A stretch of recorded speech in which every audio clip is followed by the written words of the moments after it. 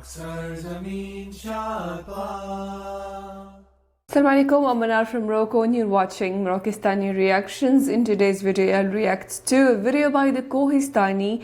Last video thi the last war of Muhammad sallallahu alaihi wasallam, jo ki Jang-e Tabuk, I guess کہ وہ جنگ تبوک جو ہے وہ محمد صلی اللہ علیہ وسلم کی آخری جنگ تھی، اور اب جو نئی ویڈیو آئی ہے فرسٹ خلیفہ ان لاسٹ ڈے آف محمد صلی اللہ علیہ وسلم. سو آئیے دیکھتے ہیں. Let's start the video. 1 2 3. 23 سال تک لوگوں کو اسلام کی طرف لانے کے بعد اب رسول اللہ صلی اللہ علیہ وسلم پورے عرب کے سربراہ بن چکے تھے، اور پورا عرب اپنی بت پرستی چھوڑ کر اسلام کی طرف بہت تیزی سے آ رہا تھا، اور یہ اسلامک ایمپائر ایک گلوبل پاور بن چکی تھی. لیکن اس کا مطلب یہ بھی تھا کہ اب محمد صلی اللہ علیہ وسلم کی زندگی کا مشن کمپلیٹ ہونے والا تھا. عرب فتح کرنے کے بعد یہ خبر پوری دنیا تک پہنچی کہ عرب میں ایک نبی آیا ہے جس نے پہلی بار پورے عرب کو ایک ہی خدا کے نام پر یونائٹ کر دیا، جس کے بعد پوری دنیا میں آپ صلی اللہ علیہ وسلم کے بارے میں ڈسکشنز ہونے لگے، اور لوگ آپ صلی اللہ علیہ وسلم کے بارے میں جاننے کے لیے دور دور سے آنے لگے. جس کے بعد آپ صلی اللہ علیہ وسلم اپنے زندگی کے پہلے اور آخری حج کی طرف روانہ ہوئے، اور وہاں انہوں نے حجۃ الوداع کا خطبہ دیا. اس خطبے سے صرف 10 سال پہلے جنگ بدر میں آپ صلی اللہ علیہ وسلم کے ساتھ صرف 313 لوگ تھے، لیکن اب صرف 10 سال بعد آپ صلی اللہ علیہ وسلم کے سامنے 1 لاکھ سے بھی زیادہ لوگ کھڑے تھے، جن میں ہر ریس، وائٹ، براؤن، بلیک، سب کھڑے تھے. اور وہاں آپ صلی اللہ علیہ وسلم نے دنیا میں سب سے پہلے ریسزم کو ختم کرنے کا حکم دیا، اور کہا کہ کسی وائٹ کو کسی بلیک اور کسی عربی کو کسی اجمی پر کوئی فوقیت نہیں، اور عورتوں کے حقوق پر بھی بات کی. آپ صلی اللہ علیہ وسلم نے اس دن جو باتیں کی ان میں سے کچھ آج بھی UN چارٹر کا حصہ ہے. اس خطبے کے آخر میں وہاں کھڑے سارے لوگوں نے گواہی دی کہ آپ صلی اللہ علیہ وسلم نے دنیا کے آخری پیغمبر ہونے کا حق ادا کر دیا ہے. حج کرنے کے بعد آپ صلی اللہ علیہ وسلم مکہ سے مدینہ کی طرف روانہ ہوئے. راستے میں آپ صلی اللہ علیہ وسلم نے مسلمانوں کے اس پورے قافلے کو غدیر خم کا مشہور خطبہ دیا، جس میں ہزاروں مسلمانوں کے سامنے آپ صلی اللہ علیہ وسلم نے فرمایا کہ جس کا مولا میں ہوں اس کا مولا علی ہے. اس سے پہلے غزوہ تبوک کے موقع پر آپ صلی اللہ علیہ وسلم حضرت علی رضی اللہ تعالیٰ عنہ کو اپنی جگہ مدینہ کا لیڈر بنا کر بھی گئے تھے، اور آپ صلی اللہ علیہ وسلم نے فرمایا تھا علی کی نسبت میرے ساتھ ایسی ہی ہے جیسے ہارون علیہ السلام کی موسیٰ علیہ السلام کے ساتھ تھی، لیکن میرے بعد کوئی نبی نہیں آئے گا. آپ صلی اللہ علیہ وسلم نے واپس مدینہ آ کر ایک فوج رومن ایمپائر سے جنگ کے لیے دوبارہ تیار کی، تاکہ وہ جنگ مؤتہ میں شہید ہونے والے مسلمانوں کا بدلہ لے سکے. اور اس فوج کا لیڈر زید بن حارثہ کے بیٹے اسامہ کو بنایا، کیونکہ ان کے والد زید بن حارثہ جنگ مؤتہ میں مسلمانوں کے کمانڈر تھے، اور پھر اسی جنگ میں شہید بھی ہوئے تھے. لیکن اچانک ایک دن آپ صلی اللہ علیہ وسلم کی بیماری شروع ہوئی، اور آہستہ آہستہ یہ بیماری بڑھتی گئی، جس کے بعد یہ فوج آگے بڑھنے سے رک گئی. بہت سخت بیماری کے بعد بھی آپ صلی اللہ علیہ وسلم مسجد نبوی میں مسلمانوں کو نماز کی امامت کراتے رہے. لیکن آخری دنوں میں آپ صلی اللہ علیہ وسلم نماز کی امامت بھی نہ کر سکے، اور ابو بکر رضی اللہ تعالیٰ عنہ کو اپنی جگہ نماز پڑھانے کا حکم دیا. اپنے آخری دن آپ صلی اللہ علیہ وسلم نے حضرت عائشہ رضی اللہ تعالیٰ عنہ کے حجرے میں گزارے، جو مسجد نبوی کے بالکل اٹیچ ایک کمرہ تھا. لیکن اس کے بعد آپ صلی اللہ علیہ وسلم کی بیماری بڑھتی گئی، اور اچانک ایک دن حضرت عائشہ رضی اللہ تعالیٰ عنہ کے گھر سے آواز آئی کہ آپ صلی اللہ علیہ وسلم اس دنیا سے رحلت فرما چکے ہیں. جس پر مدینہ کے لوگ حیران ہو گئے کہ یہ کیسے ہو سکتا ہے، کیونکہ اس وقت آپ صلی اللہ علیہ وسلم کی عمر صرف 61 سال تھی آج کل کے کیلنڈر کے مطابق، اور اسلامک کیلنڈر کے مطابق ان کی ایج 63 سال تھی. آہستہ آہستہ یہ خبر پورے مدینہ میں پھیلتی گئی، اور مدینہ کے لوگ زور زور سے رونے لگے، جس پر حضرت عمر رضی اللہ تعالیٰ عنہ کو غصہ آیا، اور انہوں نے اپنی تلوار نکالی اور کہا کہ جو بھی کہے گا کہ رسول اللہ صلی اللہ علیہ وسلم زندہ نہیں ہے تو میں اس کا سر قلم کر دوں گا. وہ حضرت موسیٰ علیہ السلام کی طرح کچھ عرصے کے لیے گئے ہیں اور پھر واپس آ جائیں گے، کیونکہ فرعون کی غلامی سے آزاد ہونے کے بعد جب بنی اسرائیل ڈیزرٹ میں 40 سال تک پھر رہے تھے، حضرت موسیٰ علیہ السلام اپنی امت کو چھوڑ کر 40 دن تک کوہ طور پر اللہ سے بات کرنے کے لیے گئے تھے. جس کے بعد ان کی امت بنی اسرائیل نے یہ سوچا تھا کہ حضرت موسیٰ علیہ السلام وفات پا چکے ہیں، لیکن اصل میں موسیٰ علیہ السلام زندہ تھے اور 40 دن کے بعد واپس آ گئے تھے. اسی لیے حضرت عمر رضی اللہ تعالیٰ عنہ نے بھی یہی کہا کہ رسول اللہ صلی اللہ علیہ وسلم اللہ سے ملنے کے بعد واپس آ جائیں گے، اور یہ وہ اس لیے کہہ رہے تھے کیونکہ رسول اللہ صلی اللہ علیہ وسلم ہمیشہ کہا کرتے تھے کہ ایک دن ہم مسلمان रोमन और पर्शियन एम्पायर दोनों को फतह करेंगे और मुसलमान दुनिया की सबसे ताकतवर कौम बनेगी। तो अब ये कैसे हो सकता था कि ये सब हुए बगैर आप सल्लल्लाहु अलैहि वसल्लम मुसलमानों को छोड़कर चले जाए? लेकिन हजरत उमर रज़ियल्लाहु अन्हु को इस बात का पता नहीं था कि एक दिन अल्लाह उन्हीं के हाथों ये सारे इलाके फतह करेगा। हजरत उमर रज़ियल्लाहु अन्हु तलवार लेके मस्जिद नबी में खड़े रहे, जबकि अबू बकर रज़ियल्लाहु अन्हु जो रसूलुल्लाह सल्लल्लाहु अलैहि वसल्लम के सबसे क्लोज दोस्त थे, वो अपनी बेटी हजरत आयशा रज़ियल्लाहु अन्हा के हुजरे में आप सल्लल्लाहु अलैहि वसल्लम के पास गए, उनके माथे पर बोसा दिया। हजरत उमर रज़ियल्लाहु अन्हु अब भी तलवार लेकर खड़े थे और लोगों को आप सल्लल्लाहु अलैहि वसल्लम की वफात के बारे में बोलने से रोक रहे थे। लेकिन हजरत अबू बकर रज़ियल्लाहु अन्हु रसूलुल्लाह सल्लल्लाहु अलैहि वसल्लम के मिंबर पर चढ़े और कहा, उमर बैठ जा। लेकिन हजरत उमर फिर भी खड़े रहे। तो हजरत अबू बकर रज़ियल्लाहु अन्हु ने सबसे कहा कि उमर को छोड़ दो और फिर अपनी जिंदगी की सबसे अहम स्पीच शुरू की। हजरत अबू बकर रज़ियल्लाहु अन्हु के बारे में सबको पता था कि जब भी आप सल्लल्लाहु अलैहि वसल्लम कोई बात करते थे तो सबसे पहले रोने वाले अबू बकर रज़ियल्लाहु अन्हु होते थे। लेकिन जिस दिन सारा मदीना जोर जोर से रो रहा था, उस दिन अबू बकर रज़ियल्लाहु अन्हु ने अपने गम को कंट्रोल किया, क्योंकि उन्हें पता था कि आज ये सिर्फ रोने का दिन नहीं है, बल्कि रसूलुल्लाह सल्लल्लाहु अलैहि वसल्लम के मिशन को आगे बढ़ाने का दिन। तो वो रसूलुल्लाह सल्लल्लाहु अलैहि वसल्लम के मिंबर पर खड़े हुए और सब मुसलमानों को मुखातिब करते हुए कहा, ऐ मुसलमानों, तुम में से जो मोहम्मद की इबादत करता था वो जान ले कि मोहम्मद वफात पा चुके हैं, और तुम में से जो अल्लाह की इबादत करता था वो जान ले कि अल्लाह जिंदा है और उसे कभी मौत नहीं आएगी। जिसके बाद उन्होंने कुरान की वो आयत सुनाई जो जंगे ओहद के बाद नाजिल हुई थी, कि जब जंगे ओहद में मुसलमान बहुत सख्त टाइम से गुजर रहे थे, कुछ दुश्मनों ने मसअब बिन उमैर रज़ियल्लाहु अन्हु को शहीद कर दिया। जिसके बाद जंग के दरमियान ही मुसलमानों में यह अफवाह फैल गई कि रसूलुल्लाह सल्लल्लाहु अलैहि वसल्लम को शहीद कर दिया गया, क्योंकि मसअब बिन उमैर रज़ियल्लाहु अन्हु की सूरत रसूलुल्लाह सल्लल्लाहु अलैहि वसल्लम से बहुत मिलती जुलती थी।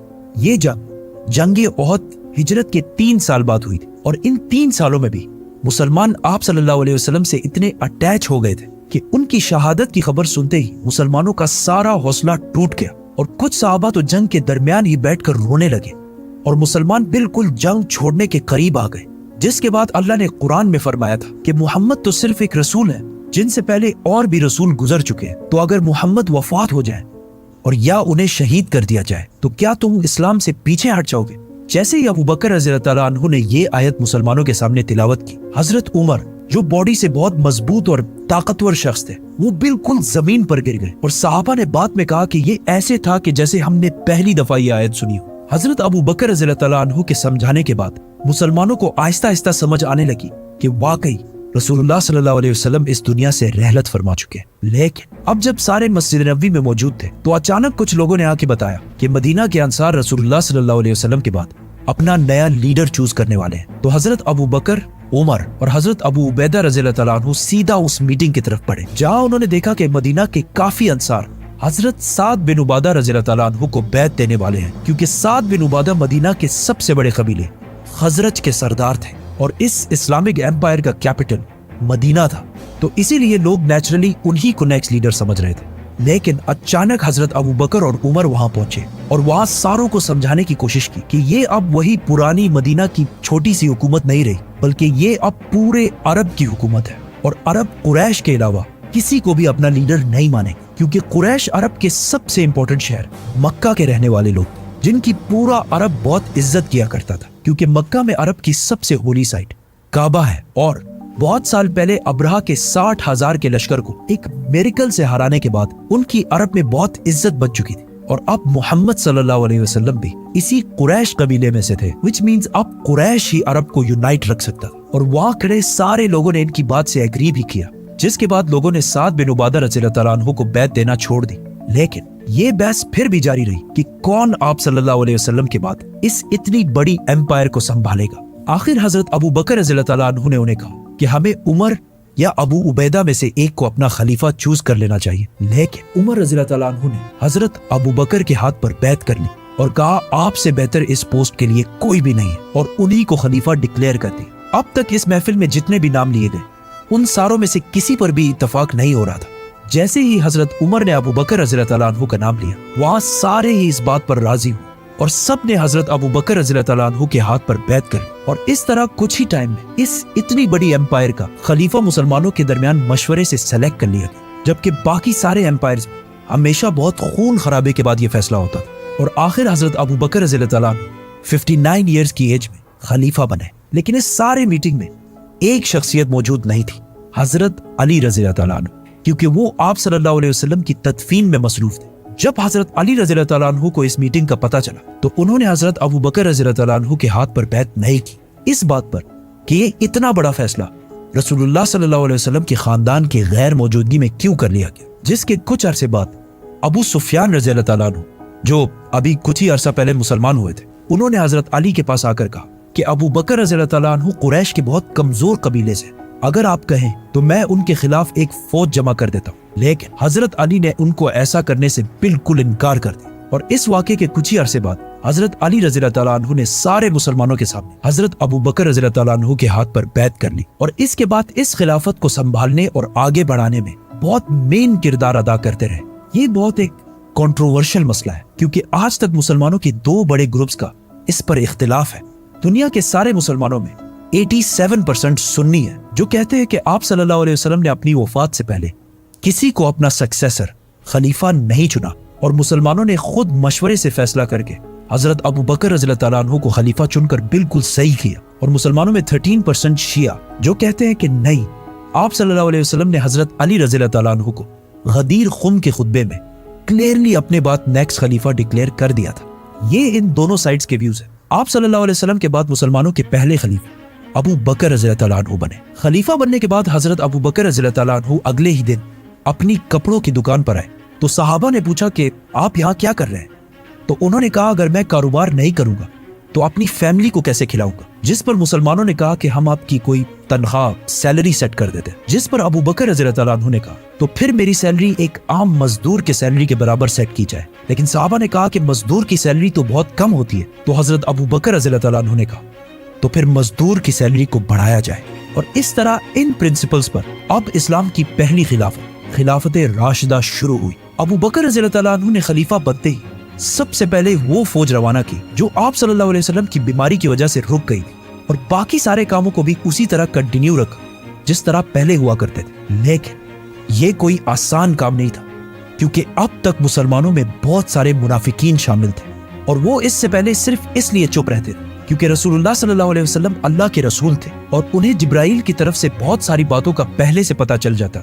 लेकिन अब लोगों में ये कॉन्फिडेंस आ गया कि अब जब रसूलुल्लाह सल्लल्लाहु अलैहि वसल्लम नहीं है तो हम ज़कात भी नहीं देंगे, क्योंकि मुनाफिकों के लिए अपने माल में से पैसा देना बहुत मुश्किल काम होता है। एंड नॉट ओनली दैट, कुछ लोगों ने आप सल्लल्लाहु अलैहि वसल्लम की इतनी अजीम कामयाबी देखकर इसे कॉपी करने की कोशिश की और नबूवत का झूठा दावा कर दिया, जिनमें से एक का नाम था मुसैलमा कज़्ज़ाब। एज़ यूजुअल इस सीरीज़ का एक एक एपिसोड बहुत इंटरेस्टिंग और बहुत दिलचस्प होता है। तो इस एपिसोड में बताया है कि किस तरह जो है मोहम्मद सल्लल्लाहु अलैहि वसल्लम ने वफ़ात पाई है और जो सहाबा के बीच में जो हुआ है और किस तरह जो है उमर रज़ी अल्लाह अन्हु जो है वो मान ही नहीं रहे थे कि मोहम्मद सल्लल्लाहु अलैहि वसल्लम अब इस दुनिया में नहीं रहे, क्योंकि उन्होंने बताया है कि मुसलमान जो है और मज़ीद ज़मीनें जो है फ़तह कर लेंगे। तो उनको लग रहा था कि जो है ये सब जो है मोहम्मद सल्लल्लाहु अलैहि वसल्लम के होते हुए होगा, लेकिन ऐसा नहीं है। ये फतूहात जो है ये खुलफा राशिदीन के हाथों होनी थी और यही हुआ है। और जो अबू बकर रज़ी अल्लाह अन्हु जो रसूलुल्लाह सल्लल्लाहु अलैहि वसल्लम के वफ़ात पाने के बाद जो वो खड़े होकर मुसलमानों से मुखातिब करके जो है उन्होंने जो आयत उन्होंने बोली है जो जंग उहुद में नाजिल हुई थी, और किस तरह जो है उन्होंने वो परफेक्ट आयत जो है वो जो उस मौके के लिए बिल्कुल परफेक्ट थी और मुसलमानों को लग रहा था कि ये जैसे पहली दफ़ा सुन रहे हैं।